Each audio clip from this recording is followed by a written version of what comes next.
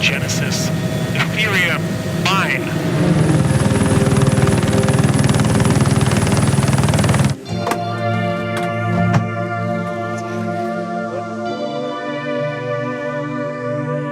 Marco Streng has made millions in cryptocurrency. He started mining Bitcoin in his dorm room.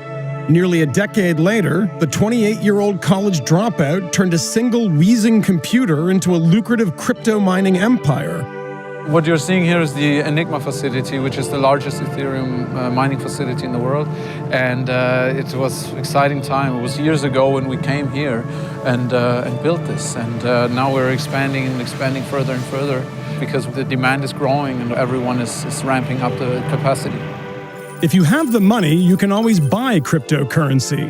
Last year, Bitcoin peaked at almost $20,000. Or you can earn it by running a cryptocurrency mine, a network of computers that serve as the backbone of the crypto economy.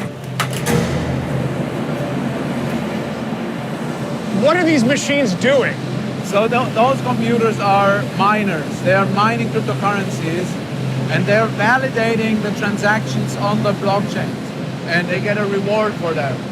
So if I pay somebody for something in a cryptocurrency, it's being validated potentially by one of these computers. Yeah, that's true. And when somebody makes that transaction, you validate it here in Iceland and you make money. Yes. How much does one of these cost to create? If I'm going to create one of these at home, one of these units. $2,000. And how many are in here, in this one warehouse here? Tens of thousands. Yeah. Tens of thousands. Mining operations like Marco's were made possible by pseudonymous programmer Satoshi Nakamoto, who in 2009 created Bitcoin, a decentralized digital currency run by no one entity and beyond the control of any one government. But Nakamoto, whose true identity remains a well-guarded secret, faced an obvious problem. If no physical currency exists, who tracks the ownership of a digital coin? To solve this, he created the blockchain, software that records and stores information, like who owns a Bitcoin, on a decentralized ledger shared across millions of computers. It can't be changed, and it's nearly impossible to hack. The big thing about mining in general is that it's not one single central entity that validates all the transactions. The miners all over the world are validating them. So this server farm on this kind of moonscape of Iceland, this might replace a central bank. It's not only replacing, actually, it's making a central entity obsolete. It's a scam, it's a bubble, it's going to burst, everyone's going to lose all their money. For some cryptocurrencies, it's most likely true, but I see real value in, for example, Bitcoin or Ethereum. The underlying technology is phenomenal. I've had people tell me this, that this is the most revolutionary technology that we've seen since the wide-scale adoption of the internet. Very comparable to the beginning of the internet. At the beginning, it was just a protocol, very abstract. But now, I mean, we're nearly doing everything in the internet. Blockchain, which some are comparing to the early days of the internet. It sounds confusing, but listen up. It introduces so many opportunities, so many unique business models. People say blockchain could end companies as we know them. For regulators, it is certainly a concern. You have things like the SEC, you have FinCEN, you have the IRS. But while the business world scrambles to exploit it and governments rush to regulate it, countries like Russia see a very different opportunity. My sense of cryptocurrency is largely driven to evade U.S. sanctions and to undermine sovereign currencies. Both of them are a challenge to the national interests of the United States. We need to search for unconventional solutions. These are the people who will build our new future and live there. One of those unconventional solutions is the Ethereum blockchain, created by a man named Vitalik Buterin. Я с большим удовольствием приглашаю на сцену основателя компании Ethereum, главный рок-н-ролльщик биткоина и майнинга Виталия Бутерина. Raised in Canada to Russian parents, Vitalik is the blockchain movement's biggest celebrity. If blockchains are as transformative as the proponents are saying they are, then that would imply that eventually we'll see hundreds of millions of people using it in some way or another.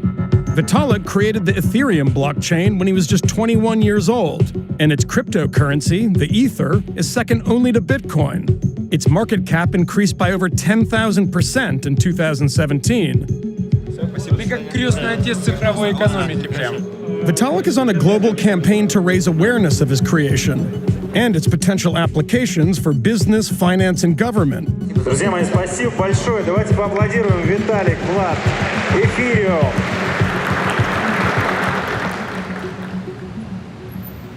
Where are we going now?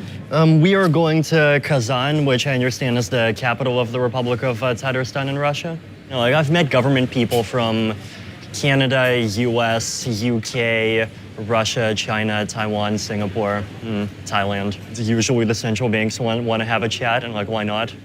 But you're 23 years old and you're saying sentences like, usually the central banks want to talk with me. It's very rare, I would probably say. I'm older than you and nobody wants to talk to me. Hi.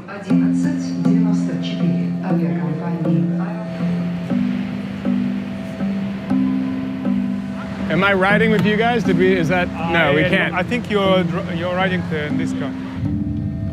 So we're behind a very nice Mercedes that we're not allowed to be in because it's a VIP car. Vitalik, who's treated like something of a rock star here. The Kremlin rolled out the red carpet for Vitalik, hoping their prodigal son would return home. Это особый колорит и атмосфера Казани. Это сразу чувствуется. Казань. Вот там вдали мы можем видеть только часть самого крупного медиаэкрана Европы. Right now we are going to the Unified Presentation Center of the Republic of Tatarstan. Oh, shit. This is the place where we make wow effect. So the government of Kazan is pulling out all the stops for Vitalik. We are on what appears to be hour 3 of a never-ending tour of the city. And what this has to do with blockchain is anyone's guess. The Russian government's hope is that Vitalik's technology can be as transformative for their own finances as it has been for his. So I heard about Bitcoin for the first time in maybe February 2011. Eventually, I found a guy who was willing to pay me 5 Bitcoins per article for writing articles for his Bitcoin blog. And what was Bitcoin worth at the time? Each Bitcoin was $0.8. $0.8, so you're getting 5 per article, and now that would be $5,000 an article. Right. More or less, okay. Yeah. You know, being a high school guy with not much money, I thought $1.5 an hour was a fairly reasonable wage, so That was a good deal to you. $1.5 an hour. Yeah, fight for 1.5. Yeah. Explain to me why this technology is so transformational that people think it'll change the world. Because they represent kind of epochal changes in the options that we have for interacting with each other. With Bitcoin, it's you don't need banks to send money anymore. It's just something that happens directly peer-to-peer. And Ethereum extends that to making digitally enforceable agreements. That changes whole industries, doesn't it? And it hasn't yet, but we'll see.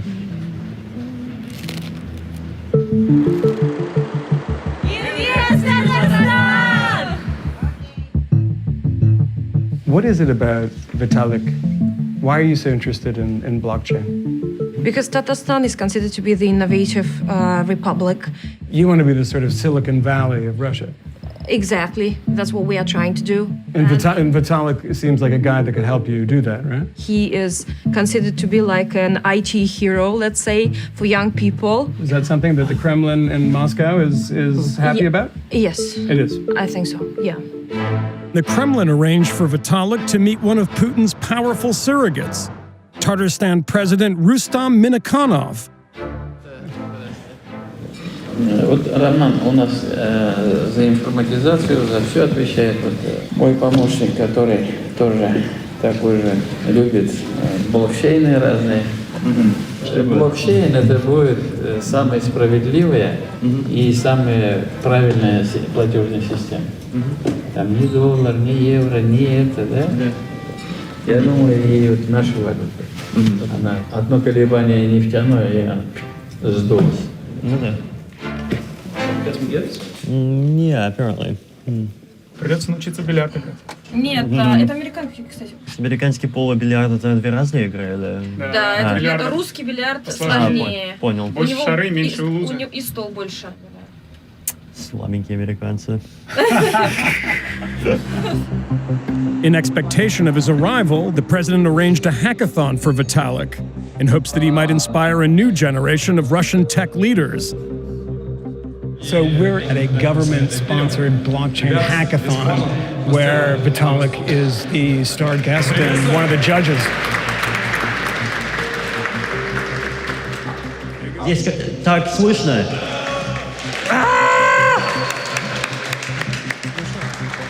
This is a high technology park that is intended to support IT industry and startups. The goal is to make an ecosystem that will produce people, that then will produce companies, that then will produce technologies.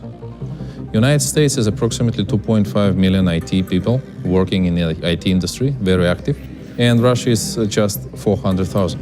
And a lot of your very smart Russians come to work in America, too. A lot. The leak, how we call it, the leak of the brains. But this is something that Russia can lead in. We if hope. you get in early We with hope. blockchain. We hope. That's kind of the idea, isn't it? It is. In 2016, the Kremlin was on the verge of banning cryptocurrency transactions. But that hostility has turned to opportunity. Putin, alongside rogue regimes in Iran and Venezuela, realized that an anonymous, virtually untraceable currency could provide an opportunity to evade crippling international sanctions. When you were at the St. Petersburg Economic Forum, you were pulled aside by President Putin. What was that like? What did he want to talk about? I introduced to him, what Ethereum was and what I was doing, and it seemed like he was willing and supportive of anything that we can do to kind of make the Russian economy better. As U.S. lawmakers are working out how to regulate cryptocurrencies, Russia is making major moves to integrate it, not only in an effort to avoid U.S. sanctions, but to undermine the power of the dollar in international trade. Sergei Gorkov was trained by the FSB as a Putin confidant and currently serves as head of Russia's largest state investment bank, which was hit with sanctions by the Obama administration in 2014. He recently signed a deal with Vitalik in support of a new blockchain research institute. Tell me why the bank is so particularly interested in blockchain.